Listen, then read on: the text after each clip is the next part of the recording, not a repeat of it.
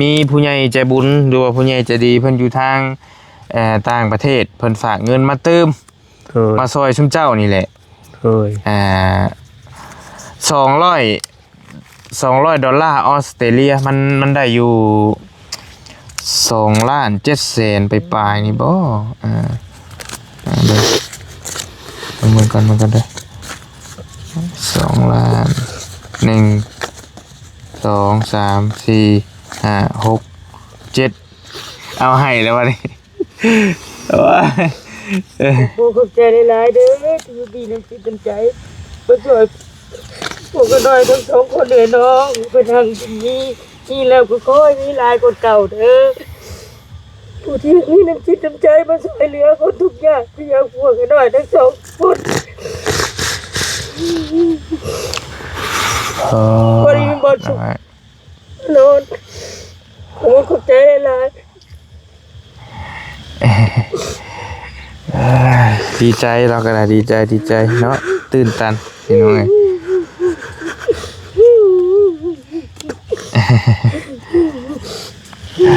ดีใจน้ำที่ได้มีวันนี้เนาะขอบใจทั้งมาลีพร้อมที่นำพาเข้ามาโดยเป็นยังขอบใจหลาย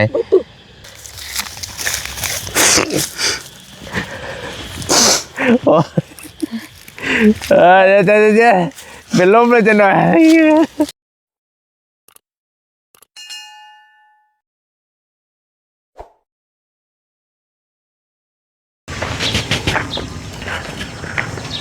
ใช่สมอยสมีแท้อยู่ผู้เดียวบ่แล้วมาพี่ไอ้มาเพราะบรรยากาศห้อนเลยดีร้อนเนี่ยพี่น้องเอ้ยเนาะมาเอาพี่น้องทักทายสบายดีเนาะสบายดีและสวัสดีกันอยู่เที่ยงหน้าหรือว่าที่พักอาศัยของไอ้อาจกับแล้วแหละพี่น้องเอ้ยเนาะวาลี่มื้อนี้เดินทางเข้ามาก็มีเรื่องมีราวเนาะมีข่าวมาแจ้งมาคุยกันตื่มเนาะพี่น้องเอ้ยยังบ่ช่วงบ่แล้วก็ได้สบายดีที่เป็นโดยสบายดีผู้ใหญ่เด้อเฮ็ดสิดีการยังคือเก่าเนาะยึกคือเก่า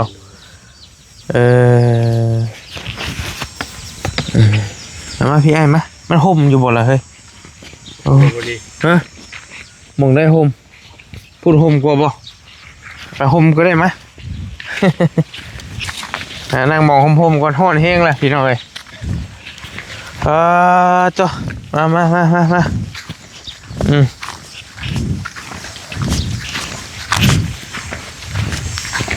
จะเรามาได้ป่ะมากันในน้อยนึงมาห่มพี่เน่ป้อเด็ดเปรี้ยงป้างดีแล้วนี่เด็ดกระบวนสิตกเอาบรีเนาะrồiค่อยđi thích cái này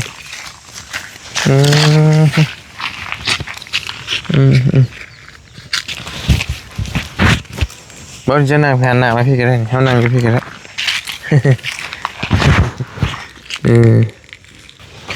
đây mà khải xuông nó boสบายดีnàng luôn khăn này khăn na này cái đấy không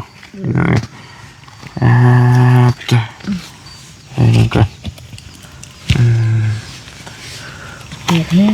เด็ดแห้งดีฮ้อนแล้วพี่น้องเริ่มฮ้อนแล้วบริเริ่มแล้วฮ้อนแล้วบางทรงนี่ก็ได้กำลังจมมาหนาวพ้นหนาวอยู่นี่เด้อพบเพื่อเตะพักเลยเลยเห็นปะนั่งบริเวณได้อยู่บ่มารีบอกเขากล้องน้ำได้มาดิยังสลืออยู่บ่โอ้ไหวอยู่บ่เราไปพักผ่อนใช่ไหมได้อยู่บ่เป็นไงกินยาเลยเด้กินยาเลยก็ช่วยไปนั่นเองเบิดพิษยาเลยก็ขึ้นมาอีกมันบ่หายขาดนะ เนาะแบบได้ฉันหอดน้ำ เบิ่งแปลวเขาอีกันเด้อ อีให้ไผ แปลวตังมานั่งกัน เจ้าสินั่งบ่ โดย เป็นน้ำที่ลึก เฮ็ดเพาะบ่นั่นน่ะ เพราะว่าพยายามหนึ่งก็มาคิดเสียเลย วางคุณมันวางหันในหาแค่นี้ก็ได้ก็ทุกน้อยๆคนนี้ก็คืออย่างนี้ โดยคือว่านั้นมันเป็นป่าเก่าเนาะตะกี้เนาะนี่เนาะ มันจะกล้าเจ้าอย่างนี้จะให้ทั่ว นี่มันออกกินนี่ ป่าแล้วเพิ่นรุดเฮ็ดให้นะพี่น้องเอ้ยเลยก็เลยเฮ็ดก็ยังเกิดอยู่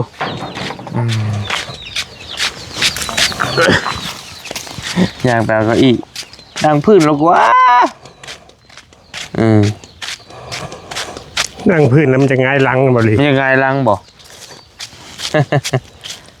มาเนาะ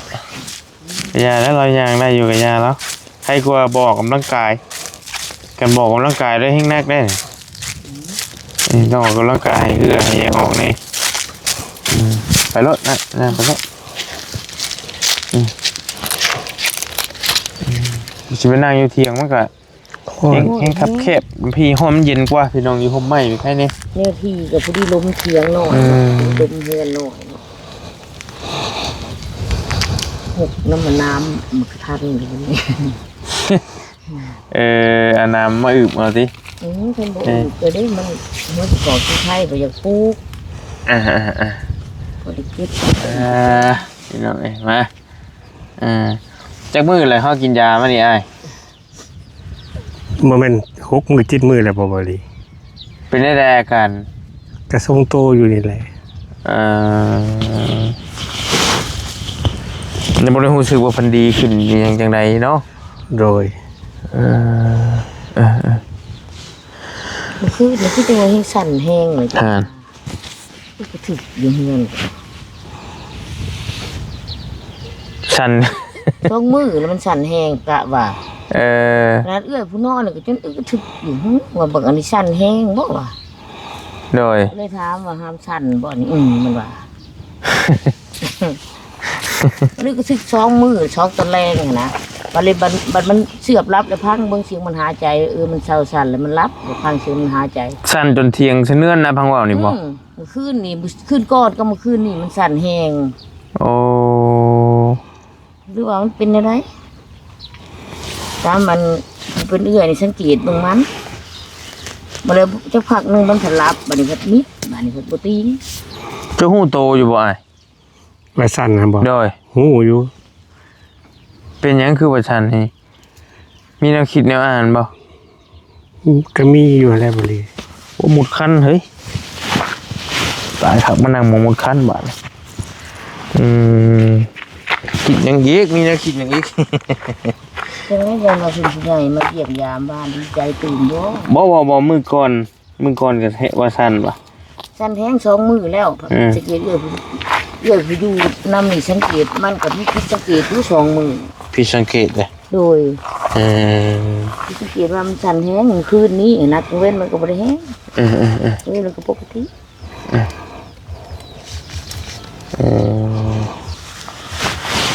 วันนี้มาหานางน้ำก่อนใช่ไหมหมดคันเลยพี่น้องเอ้ยหมดโตเลยหมดคันเลยเต็มอยู่เนี่ยว่านางน้ำไม่อาบไปแล้วนางนี่ก็ได้สบายมาก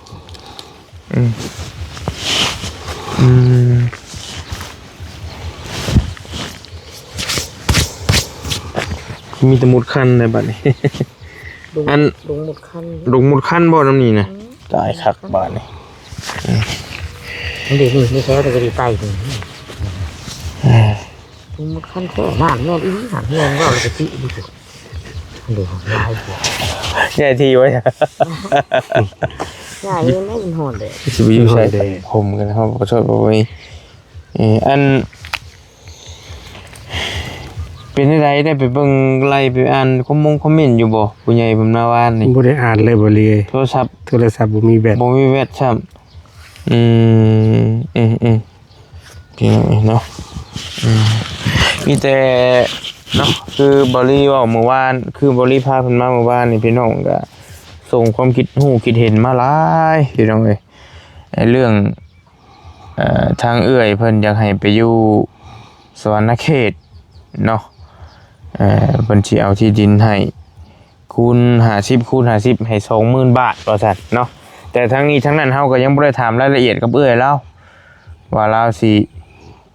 ให้เป็นชื่อเฮาเลยบ่หรือว่าจังใดแบบใดจังใดหันนะยังบ่ได้ถามคักเพิ่นว่าสิให้เลยว่าซั่นสิแบ่งให้อยู่ในราคา 20,000แต่ว่าคันที่ชื่อทั่วไปมันบ่มีแล้วดินราคานะพี่น้องยาก50คูณ50บ่ได้แม่นน้อยๆได้50 เมตรนะพี่น้องแล้วบัดนี้ทั้งง่ายกับได้ปรึกษากันอยู่บ่เรื่องนี้ ทั้งมาได้ปรึกษากันเลย ยังบ่ได้ปรึกษากันอยู่คันว่าสิเพิ่นให้ไปดีสิคิดได้ใดคือทางเอ้ยนี่ไปบ่เอ้ย ถามเอื้อนี่ เจ้าถามเจ้า ถามเอื้อนี่ก็ว่า เอาระวังพ่อเพียงซะเป็นหยังทันทีเฮาเว้าพันมานี่แหละ บ่เป็นหยังนี่เฮาถามความเห็นกันซื่อบ่เป็นหยังบ่ได้ว่าหยั อั ง นนี้ก็เนาะก็ขอผิดพลาดขออภัยนะ เจ้า เรียนก็ขอหนึ่งเนาะก็ว่าอันนี้คือเป็นเอื้อยนี่เนาะ เจ้า ก็ขอสัมพอเพียงนี้ที่เฮาได้ร่วมกันมาแล้วก็บัดนี้ก็ขอซ้องอีกมากก็คือได้ไปเบิ่งแล้วแล้วก็บัดนี้ก็คือผู้เป็นเอื้อยนี่เนาะก็บัดนี้บ่าวยังก็บ่าวเสียงบ่ บ่เชียง แล้วก็บ่าวยาวอีกก็ได้ไปเบิ่งนํแล้วดิน2คนแล้ว เจ้า แล้วก็เพิ่นก็ว่าโอเค เจ้า บ่าวยาวก็ว่าโอเคบ่าวเสียงก็ว่าโอเค เจ้า แล้ววันนี้เพิ่นก็เลยว่าอดตอบออกมาว่า เจ้า อันนี้ก็ดีเนาะเพิ่นแบ่งให้ เจ้า คือว่าชุมมาพักควรอยู่มันก็อยู่ในบ้านนำแน่ขอหนึงเพิ่นว่าแล้วก็ไปหาซ้ำนี่ก็คันว่าแพงก็แม่นอยู่คันว่าบ่แพงก็ถือคันว่าแพงก็แม่นบ่แพงก็แม่นว่าซั่นซะบัดนี้ก็ยังมีผู้แบ่งหั้นนะเพิ่นว่าเขาก็แบ่งให้ 40,000 เนาะแล้วบัดนี้ก็ขอ3มาก็ได้บัดนี้บ่าวเสียงก็บอกว่าให้ไปร่วมกับพ่อบ้านอีสังหั้นนะบัดเวลามื้ออันนั้นเพิ่นก็ย่านบ่พร้อมเพิ่นว่าบัดมาพร้อมกันแล้วก็ให้ได้มีเบอร์โทรไว้แล้วก็ได้โทรเพิ่นมาหั้นนะ เจ้า ตกลงกันคันว่าพร้อมแล้วหั้นนะก็เลยได้ไปร่วมเพิ่นแล้วหั้นนะ ลงในบ้านไว้ข้างในแล้วเนาะ โดยแล้วก็เท่านั้นแหละอันที่เป็นเอื้อยก็บ่ได้นั่นหยังกันว่านั่นแหละทั้งน้องชายก็ถามน้องชายเบิ่งบัดนี้นะ คือความหมายเฮ้ยนี่อยากคันว่าเป็นไปได้อยากเอาอยู่พี่ดีกว่ามันอยู่บ้านเมืองเฮาแม่นบ่ตัวนี้เฮาว่าถูกบ่อยู่พี่ดีกว่ามันเฮาก็ลึงหมู่พวกในสถานที่เฮาคืออันนี้บ่ได้ถามแล้วซื่อๆแบบเพราะว่าพี่น้องเพิ่นคอมเมนต์เข้ามาหลายถามความเห็นเบิ่งคือให้อาจได้ซั่น ก่อนอื่นก็ขอขอบคุณขอบใจน้อง FC ทุกท่าน โดย คอมเมนต์เข้ามา โดย ลูกค้าก็บ่ได้อ่านดอกเพราะว่าเป็นโทรศัพท์บ่มี เบิดติ โดย จังซี่เนาะผู้ค้านี่ เจ้า ในมือที่ว่าเอื้อยเพิ่นว่าเอาไปซี่กับผู้ค้าก็ตามใจเพิ่นและเพราะว่า อยู่กัน2คนเดี๋ยวคันถ้าผู้ค้าสิไปผู้เดียวก็ไปบ่ได้ แม่น อันนี้คันถ้าว่าจังได๋ก็ขอโทษขออภัยนำอย่าเอื้อยใจดีเด้อที่เสียสละอยากให้น้องให้นุ่งได้อยู่ได้อาศัยจักช่วย แม่น แต่ว่าก็เอ้ยเพิ่นว่าเพิ่นสั่นกับผู้ค้าก็จะเอาตามเพิ่นนั่นแหละ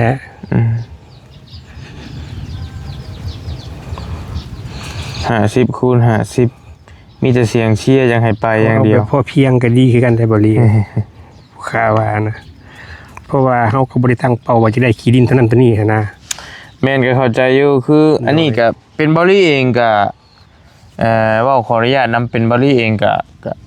สิคิดคล้ายๆทั้งเอื้อยเรากับอ้ายเรานี่ บ่ไปเว้ามาคันถ้าว่าสมมุติว่าเฮาตัดสินใจเนาะนี่เว้ากันแบบแจ้งๆกันนะบ่ลีตัดสินใจว่าเอานี่คือว่าเฮาโลภมากนะมันผสมกับที่ว่าเฮาตั้งปณิธานไว้ว่า แม่ ขอแค่เพราะว่ามีที่พักพิงหั่นนะอันนี้ก็บ่แม่นว่าตัดพิเศษเอื้อยเพิ่นเนาะ แต่พี่น้องเพิ่นเพิ่นว่าไปพุ่นแล้วมันเหลือเงินอีกบางคนก็ว่าสินะก็ได้ที่ดินกว้างอีก ก็แม่นของเพิ่นอยู่ ตอนนั้น แต่ว่าก็รายละเอียดบ่เลยก็ยังบ่ได้คุยหรอกก็ซ้ำคุยกันกับในคลิปเมื่อวานนี่แหละ โดย กับเอื้อยแล้วก็บ่ฮู้ว่าเราสิว่าแนวใดยังบ่ได้ถามรายละเอียดกับเราหั่นน่ะแล้วก็ ก็คือสมมุติว่าลี่เป็นได้อาหารนี่ก็สิคิดหนักอยู่เพราะว่าเฮาไปอยู่น้ำเพิ่นแล้วก็เฮาก็สิมีความเกรงอกเกรงใจเพิ่นแน่มานึง แม่น เป็นที่แบบเพิ่นเสียสละให้เฮาเด้เพิ่น โดย ไปอยู่ที่ดินเพิ่นแล้วขายดินก็ยอมรับอยู่น้ำใจเพิ่นงาม ใจเพิ่นงาม แต่ว่าบัดนี้เฮาก็สิบ่อิสระน่ะขออนุญาตเว้าตรงๆซะอย่าเฮาไปสิมีความเกรงอกเกรงใจเพิ่นมีเพิ่นเป็นผู้มีบุญคุณหั่นนะเข้าใจอยู่เพิ่นอยากซอยหั่นนะแต่บัด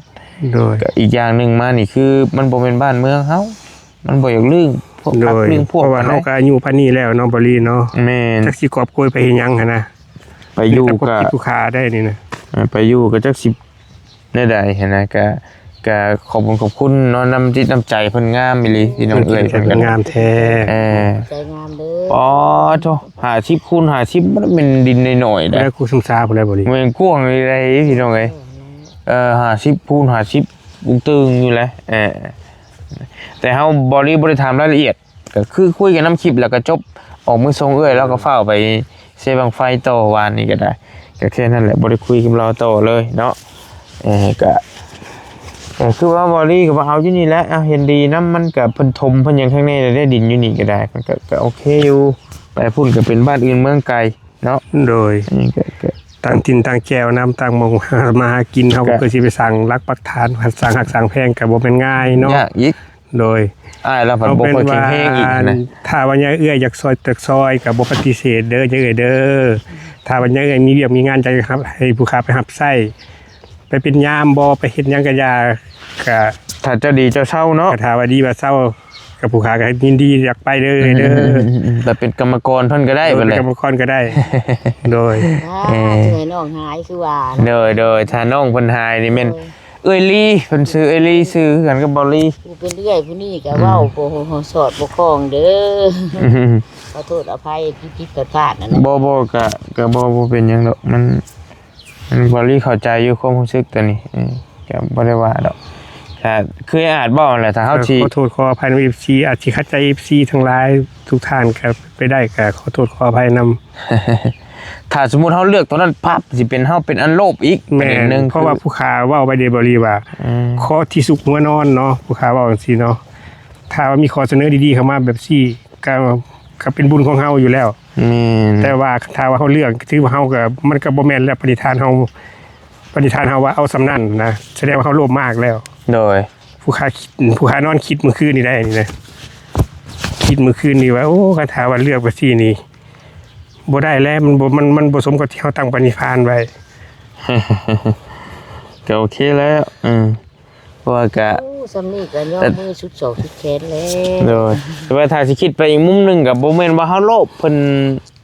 มันเป็นการทำประหยัดไปอีกพี่น้องบางคนเพิ่นสิว่าอันนั้นนี่เพราะว่า โดย เพิ่นเราให้แค่20,000ได้หรือว่า 20,000บ้านน้าเพิ่นเอิ้นง่ายๆว่า20,000หรือว่า20บาท20,000อีหยังสินะเพิ่นเอิ้น20,000แต่40,000นี่เพิ่นเอิ้น40,000บ้านน้าเพิ่นเอิ้นง่ายๆสิ ก็ฝากสายบุญทุกท่านนำว่าพิจารณาผู้ค้าเว้าถูกต้องหรือว่าผิดพลาดก็ขอโทษขออภัยนำเด้อ บ่ถ้าเฮาชุมเฮาเองนี่แม่นอยู่ถ้าว่าเฮาสิบังคับอ้ายไปอยู่สมมุติอ้ายไปอยู่แล้วอ้ายบ่ม่วนวกม่วนใจแต่เฮาก็บ่สบายใจสินะสมมุติว่าอันนี้สมมุติว่าซื่อๆดอกสมมุติว่าไปอยู่มันผัดเป็นบ้านอื่นเมืองไกลเด้แม่นอยู่ได้ที่กว้างขวาง โดย มันคือว่าแล้วครับที่อยู่ได้ครับ มัน ใจ เป็น อยู่ยาก มันเป็นการแสวงหาน่ะบ่รู้ผู้ค้าเว้าแจ้งไปสิแหละอันนี้นะ ก็อยาก ก็ ยาก ถ้าว่าไปเลือกแบบนี้นะผู้ค้าก็เลยมานอนคิดแล้วเมื่อคืนนี่โอ้มันบ่ได้ตัวว่ะ ก็ยาแล้วมีแต่เฮาเสียสละให้เอื้อแล้วขายผู้อื่นต่อเพิ่นสิได้ขี่ดอกกำไรหลายกว่าหันอีก โดย สิมาขายเฮาแค่ 20,000เพิ่นขายคนอื่นเนี่ยจะได้เป็นแสนๆก็มี โดย เอา มันสิเป็นการแสวง แล้ว หา แม่นน้อยๆได้อีดินเนาะ50คูณ โอ้บ่ได้ว่าแสนๆเลยเนาะ เอาผู้ค้าขอปรึกษากับบริเอาปรึกษาตรงๆเลยนี่ 50เจ้า ตอนนี้เลยเอา เจ้า ถ้าว่าผู้ค้าคิดนี่ถือว่ามันเป็นการแสวงหากระทาว่าเขาเลือกแบบนั้น ถือว่าบริว่า มันบ่แม่นการแสวงหามัน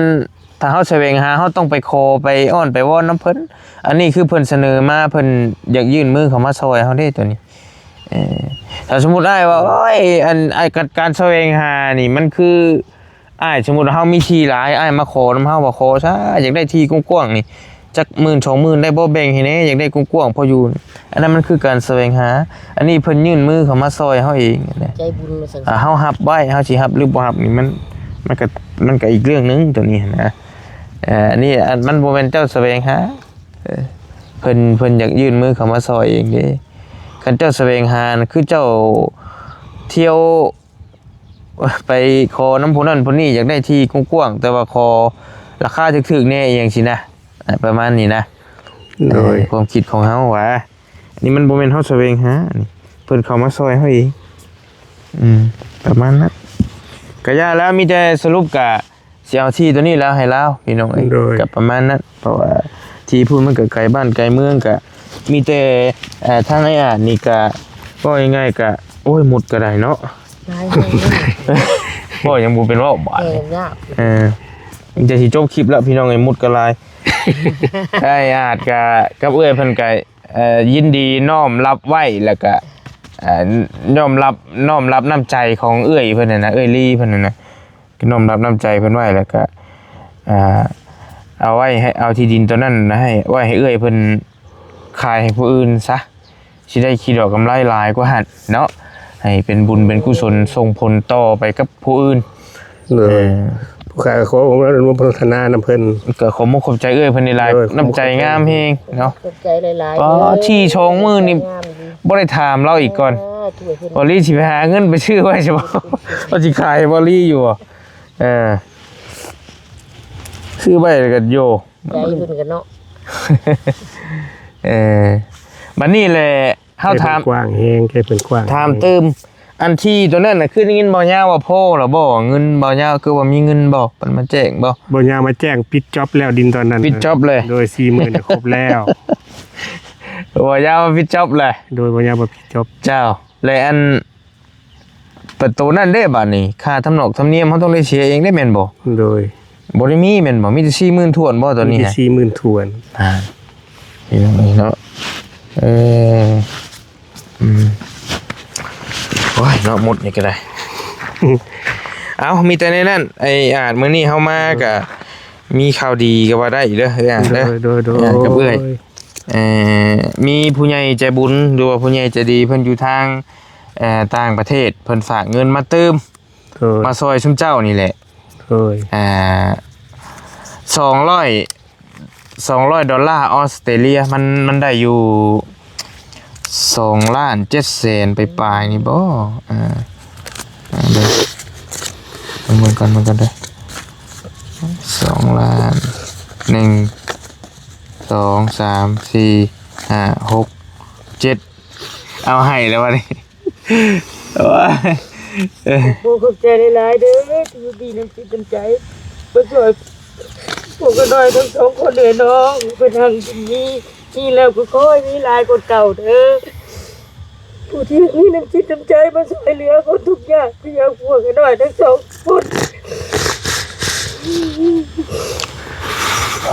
บริบทสุขนอนผมขอบใจหลาย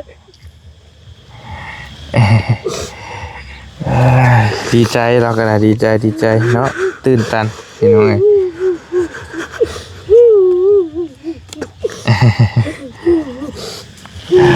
ดีใจน้ำที่ได้มีวันนี้เนาะขอบใจทั้งมาลีพร้อมที่นำพาเข้ามาโดยบ่เป็นหยังเอ้ยขอบใจหลายทุกคนทั้งหมดยาวพร้อมหมดโดยที่ทุกคนที่ได้เที่ยวมาเช้าเย็นเช้าแลงมีน้ำส่งของกินของอยากแต่มื้อที่เกิดอุบัติเหตุล้มมาแล้วจนกระทั่งมื้อนี้ของกินของอยากบ่ได้เคยขาดสายบ่ว่าแต่มีบ่ว่าแต่ของกินอาหารเช้าแลงเป็นไข่เป็นหยังขนมนมเนยขอบใจหลายๆบ่จะฮู้ดีใจเป็นไงน่ะ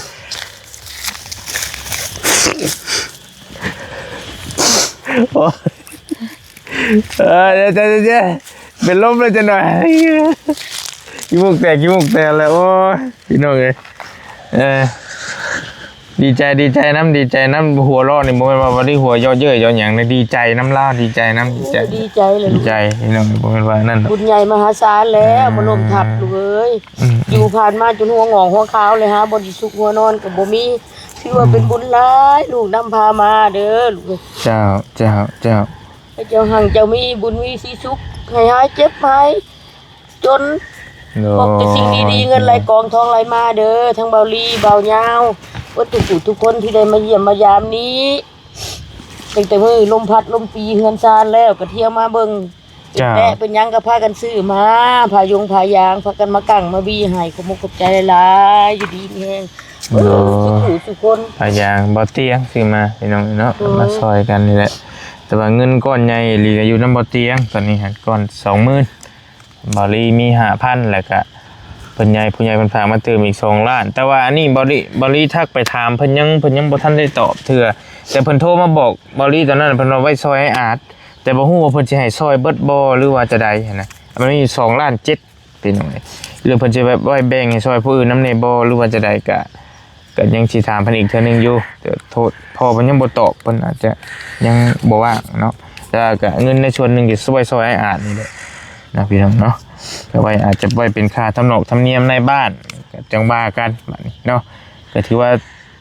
จบนะบริบูรณ์เรื่องที่ดินบัดนี้ในอื่นก็จังว่ากันต่อไปนะพี่น้องเนาะเอามีแต่ฝากอ้ายกับอันเมกับเอื้อนี่แหละอันนบมือขอบบุญขอบคุณเพิ่นเบิ่งอยู่เนาะเงิน2.7 ล้าน